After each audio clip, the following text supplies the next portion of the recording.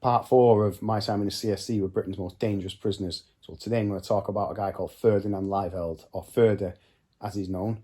And he's very well known in the prison system, but there's very little of him that's known to the public. He's made headlines a few times, but I have not managed to find a picture of him anywhere. The only picture I have managed to find is from the Suriname Encyclopedia of Athletes, which is the picture here on the top right of him. And I've asked ChatGPT to use that picture and update it to be how he would look now. So that's the picture you've got on the thumbnail, where he looks like that now. Probably not. But he was, in the 70s, he was a very promising swimmer. For his age group, he did the butterfly and backstroke, and he broke the record in every event. In every age group he swam in, he held the record. So, but he would move over to Italy as a swimming coach in about 1981. And he was a professional coach in 1981. He moved back to Suriname to be a swimming coach. Then he ended up joining the Spanish Foreign Legion. So we're talking about a very, serious athlete here. So he's joined the Spanish Legion, but he's deserted. And he's applied for political asylum in Britain in around 1988. So in 1990, he was working as a doorman in a London nightclub. He's ended up stabbing 2 people after some confrontation. One of them survived, the other one died. And the story he told me, I'm not sure if this was the incident or it was another incident when he was working as doorman. I first met him in Belmarsh around just before Christmas 2000. I was next door to him. And I'd meet him quite a lot after that. But one of the stories he told me, that he chased some guys from a nightclub who ran off, and he's caught one of them, and he made him kiss his boots, so he let him off because he kissed his boots. So I'm not sure if that was the one who survived or what, or maybe it was just another incident, but it kind of something. If you know him, you'll know that is something that he'd do. So Ferdy was known for several acts of quite a few extreme violence in prison, but he was also on the receiving end of receiving of violence just as much as he could dish it out. And the first one was when he was on remand in Brixton, the old Cat A unit. He stabbed a guy called Charlie McGee, an old school villain, armed robber. Charlie McGee he shot dead a police officer during a robbery, off-duty police officer during a robbery in 1988. So, and he stabbed him in a brick. So he was wanted. I think it was in Parkhurst, where he was stabbed by a group of Cockney villains on the yard. It wasn't the first time. But his most notorious incident was in Whitemoor in 1995, where he threw hot oil over an officer called Roy Beaumont. And the thing is with Ferdy, he was immensely proud of this. He had photographs of the damage that he did to this officer called Roy Beaumont, who was apparently known as Roy the Boy. And he would show them to everyone. He would boast about it. And look what I did. How many people do you know who could do this? Every new person he met, he would show these photographs.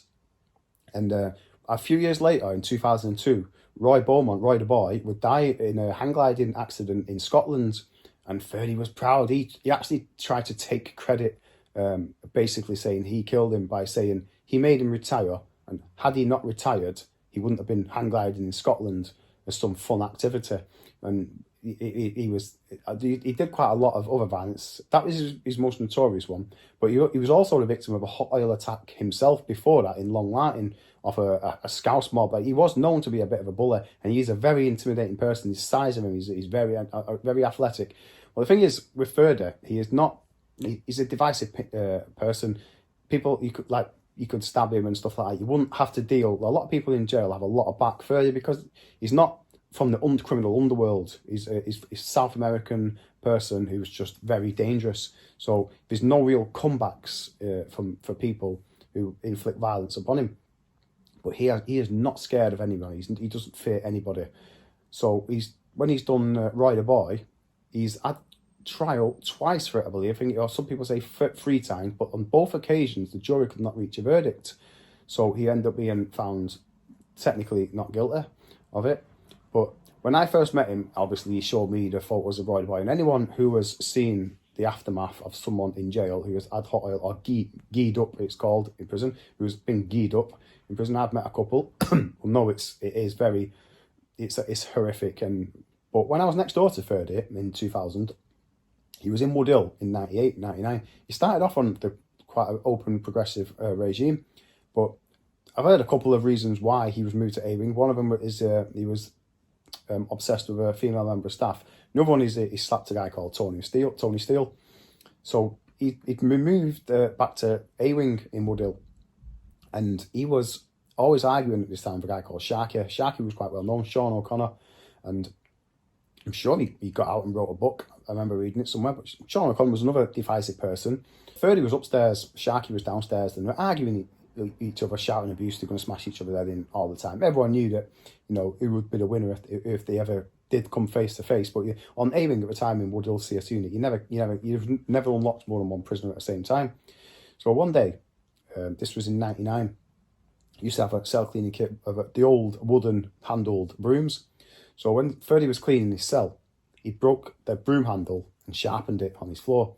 And he pressed his bell, said to I finished my cleaning kit. And at the time, everyone was, if you come out your cell, you was on an SO15 unlock. Three staff would walk in front of you and 3 screws would walk behind you. Technically, we could open your door if enough staff was around, but actually at your door, it was if a staff could open your door as long as you stood at your back wall. So an officer called Adam Cameron, I always remember this because he shared the same name as a Home and Away character, was opened Ferdy's door to get his mop book. So Ferdy's lunged at him with this brush handle, stabbed the officer, went to stab him in his chest, but the officer's moved out of the way and he's been stabbed through the bicep. And Ferdy's tried grabbing his keys, and then when all the other staff come upstairs, he's ran downstairs and he stood on the stairs with this big wooden shank in his hand. He's like, open his door. And Ferdy told me a different story, this from the one what really happened, and from people who were there.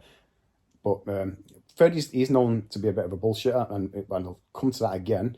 But Sharky was known as the king of bullshit. He was like Jay from the In-Betweeners on that unit. He claimed he'd been on death row and everything, and he was actually nicknamed Death Row for a while. Sharky was the king of bullshit.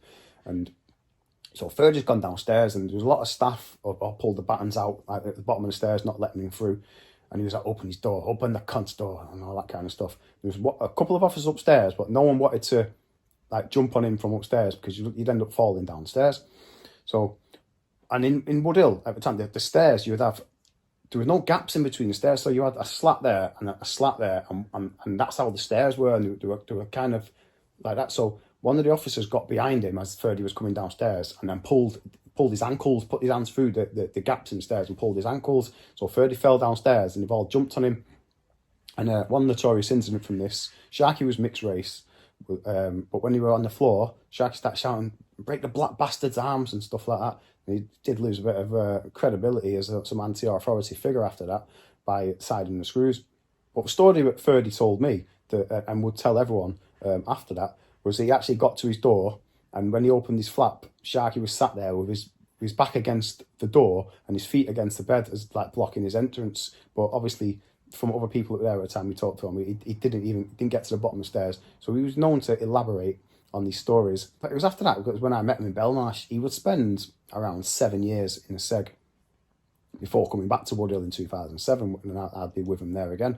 But one of the things Ferdy was known as, he was the king of gossip. He had a dossier on everyone. He held grudges for years. The reason why he threw hot oil over Roy the boy was he was placed on report for stealing a biscuit from the server 5 years previously by the same officer. But that same officer came to Whitemore, and Ferdy held a grudge over him because of he's placed on adjudication for stealing the biscuit.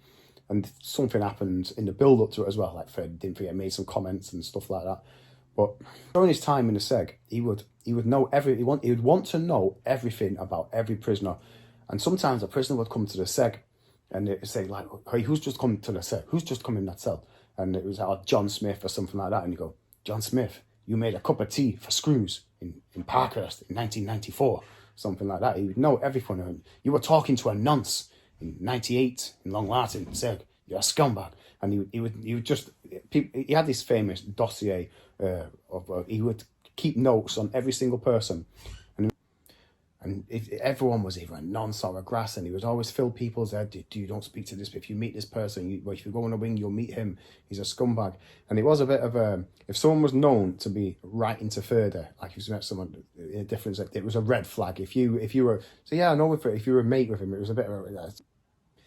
He also had an incident in Wakefield where he stabbed an officer through the chest, tried to, with a sharpened toilet brush, but the officer had a diary in his his shirt pocket, so I stopped it from going through. But he'd come back to Wakefield a few years later, and he would get deported. back to Suriname. I'm not sure how long he was there, but he would kill his own sister. 65 years old he is now, and he killed his sister who was 70 years old. He killed his sister, was arrested, and he's now in a prison in Suriname. But a funny incident out of this, a friend of mine called Paul Cooper was arrested in Suriname while posing as the identity of a Ukrainian refugee called Roman Petrov. And he was in prison in Suriname, and he did have a phone in Suriname, and this is the video of him in Suriname, and he told me there was a guy in there on the higher security part who claimed to have killed an officer in an English prison. And he spoke to him a few times. So this was Ferdinand elaborating on his bullshit, claiming he's telling everyone there that he killed an officer in an English prison. So that's probably the end of Ferdy. He'd probably see out the rest of his days in a prison in Suriname.